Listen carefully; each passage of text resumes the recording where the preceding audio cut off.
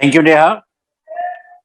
I am also thankful to Mr. Bimal Julka and Mr. Anwar for giving me this opportunity to share my views with you.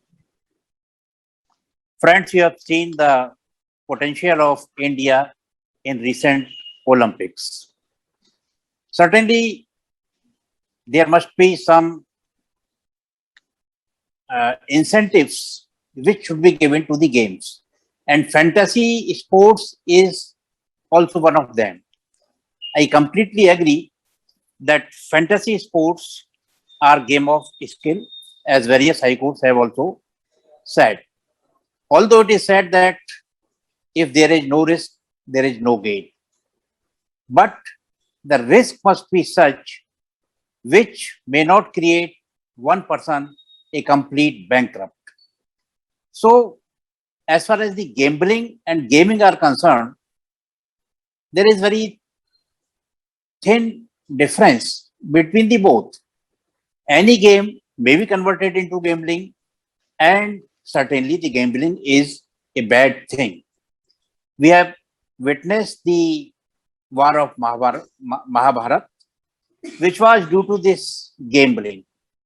So there is no doubt in any way that gambling should not be permitted, but at the cost of gambling, the gamings, the online gaming, the fantasy sports, or other activities which improve the skill of the player, which gives the potential to the player to take a quick decision apart from the entertainment and capacity to bear the risk. So certainly there are various advantages of the fantasy sports and online gaming. And as far as the game of chance and game of skill are concerned, as I told you that there is a very thin difference between both, and the courts have to see that whether the game is the chance is preponderantly to the skill or skill is preponderant in any particular game. As far there are some disadvantages also of this online gaming or maybe fantasy sports, because I've seen that the new generation is becoming addict of it.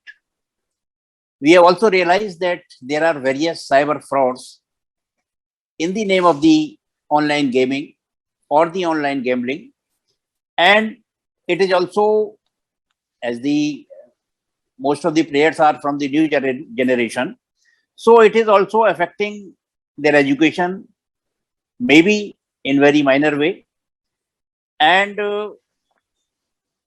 even I have no hesitation to say that in the recent past, there have been some games, online games, which even incite you to commit suicide. So we have to see that the game must be for entertainment, it must be for the improvement of the knowledge, it must be for the improvement of the skill, but at the same time, the cyber frauds should be prohibited. The other activities which are not healthy, they should also be taken care of. As far as the Uttar Pradesh is concerned, as you all know, that in Uttar Pradesh, still the Public Gambling Act of 1867, I mean, a law of about 154 years old, is still prevalent in Uttar Pradesh. And certainly 154 years ago, there was no internet, there was no video conferencing, there was nothing. So, as the government of India has decided to repeal the Public Gambling Act 1867 and has asked the state of UP to enact its new law on this point. I may tell you that after the commencement of the Constitution in 1950, the subject of gaming and gambling has been mentioned in the list 2 of 7th schedule of the Constitution. Therefore, it is the state subject. I may also tell you that in 1950, all the laws which were prevalent in India, they were adopted by President of India by Adoption Order 1950. So certainly the old law is still prevalent in UP, but the State Law Commission, after making a study of the laws of various other states as well as laws of various other countries, we have given a draft to the state government to enact a new law in which not only the online games, the internet games, the online gambling has been given the chance, but at the same time, we have also defined the cyberspace because online games are not possible without computer and the network. No computer fraud is possible without the computer and the internet. So the state government, after studying the state law commission, after studying various laws which are prevalent in various states of India, we have drafted a new law and has submitted the report to the government of to the state of UP for bringing a new legislation on this subject, and with a request to repeal the 154 years old Public Gambling Act 1867. As far as the shaping of fantasy sports in UP is concerned,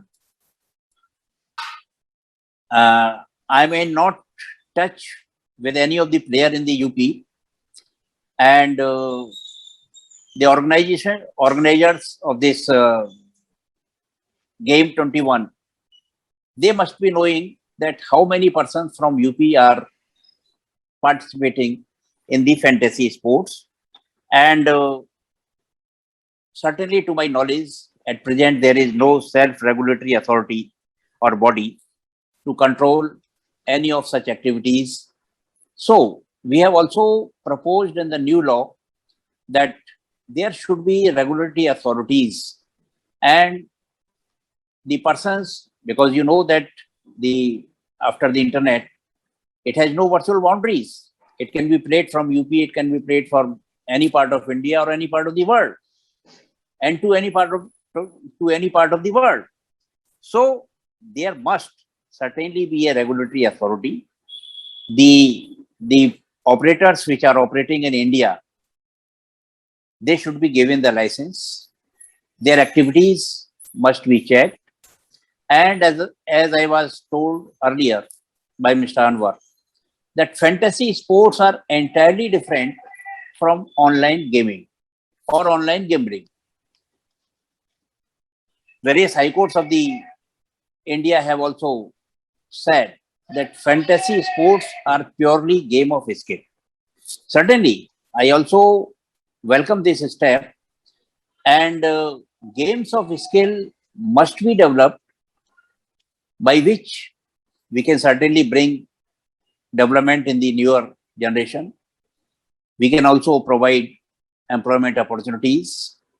We may also contribute to the government revenue, and there are various other advantages of it. So my all best wishes to the organizers of this conference, and I am once again thankful to Mr. Vimal Julka, Mr. Anwar, and Nehaji for introducing me so nicely. Thank you very much.